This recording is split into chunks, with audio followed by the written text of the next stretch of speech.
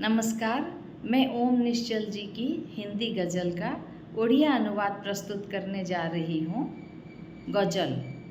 मो ध्यान किंचित सेपटे चलीगला तो परिवेश रे जे केही विष बुणीदेला तो संज सकाळे तांक सह हुए आलाप जदि प्रेम भी तांक प्रति होईगला तो ए सुनार चढ़े स्वप्नर दृश्य जदि दिने अवशेष पलटि जाए तो से जीवन भाटी रे एमिति जळु जळु जदि बंची थाउ थाउ द्विपहर होईगला तो